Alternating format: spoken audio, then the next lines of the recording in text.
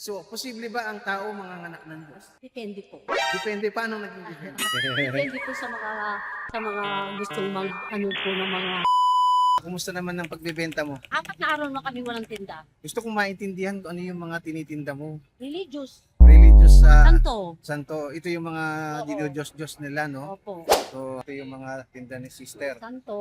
Sa mahaba na oras ng iyong pagtitinda, medyo nakakasurvive ba o ano? Okay naman po. Kahit pa paano. Nakaka-rouse po kami. Basta po magtitinda lang kami sa kalye. Ngayon, matanong ko lang, Nay, tayo pa edad na eh. May, Opo. kumbaga sa araw pa tayo palubog Oo, na. 65 na ako. Opo. Ano ba yung nais mong goal sa buhay na marating pa, gustong pang marating? Jerusalem. Jerusalem. Bukod sa mga paghahanap buhay natin, ano yung mas mainam na goal na dapat natin? Baka hindi lang natin masyado nabibigyan ng pansin. Sa tingin mo kaya? Yung goal na makilala mo yung tunay na lumikha sa'yo. Ay, nakikilala ko po yan. Eh, paano mo nakilala ang Diyos? Araw-araw. Naniniwala ka na ang Diyos ay iisa? Opo, isa lang Ang yan. naniniwala ka din naman na ang Diyos ay umiiral, di ba? Opo, lahat po yan. Basta tumigi ka, bibigay sa'yo. Bibigay sa iyo. Sa mga pagkakataon po na yon, meron po ba kayong mga hiningi sa Diyos na Marami po akong hiningi at binigay niya binigay lahat. naman. So ang ating po ay papaliwanag ko lang sa inyo, sino nga ba yung Diyos na sinasamba ninyo? Si Jesus. Si Jesus. Saka si Inang Maria. Doon po ba sa paniniwala ninyo na si Jesus at si Maria, meron po ba itong mga batayan? Saan niyo po kinuha yung mga batayan? Basta kami po mga Katoliko, mula sa Pulpo kasi Kapampangan ako. Opo. Doon po kami sa Pampanga, araw-araw po nasa simbahan din kami. Ah, Dahil malapit po yung aming bahay sa simbahan sa Pampanga, pumupunta po kami tuwing linggo. alam mo ba na merong tunay na Diyos na siyang lumikha sa atin at merong din tunay na Diyos na babawi ng ating buhay pagkatapos Siya nito? Nag-iisa lang po yan. Kayo naniniwala na si Maria ay ina ng Diyos, tama?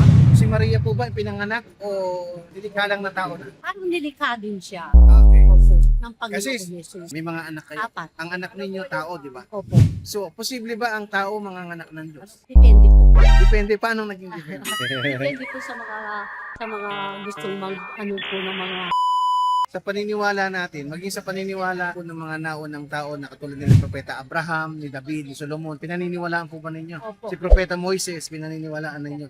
No, sila ay nagturo na may isang Diyos. Ang tunay na Diyos na yaon, ang pangalan niya Allah. Ang ibig sabihin ng Allah, nag-iisang tunay na Diyos. Siyempre.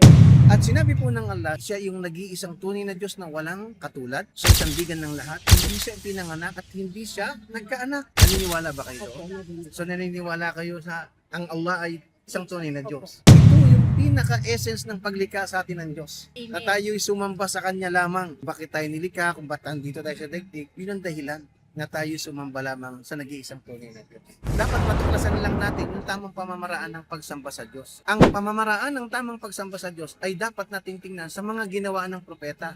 Ano ba ginawa ni Propeta Abraham, ni Propeta Moises, ni Propeta David, ni Solomon, at ang huling propeta na si Muhammad. Kaya po kami, bilang mga Muslim, naniniwala kami sa lahat ng propeta na ipinadala ng Allah subhanahu wa ta'ala, maging si Propeta Jesus hanggang sa huling propeta na si Muhammad, makanila nawa ang kapayapaan, na ang utos ng Diyos, tayo sumamba lamang sa Kanya na bilang nag-iisang tunay na Diyos. Tama po ba yun? Tama po. Naniniwala kayo na may mga kapahayagan, di po ba? Opo. Naniniwala kayo sa kay Propeta Moises, Opo. kay Abraham, Opo. si Jesus.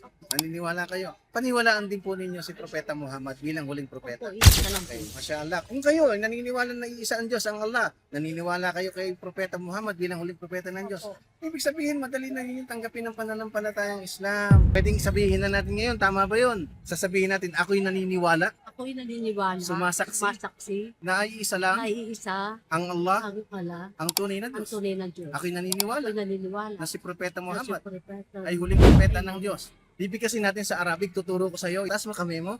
Ashhadu Asado. an la ilaha Layon. illallah Yulo. wa ashhadu Aswado. anna Allah. Muhammadan Muhammad.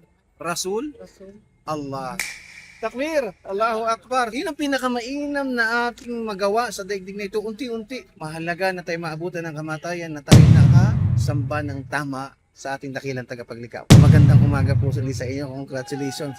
The greatest victory is the hereafter.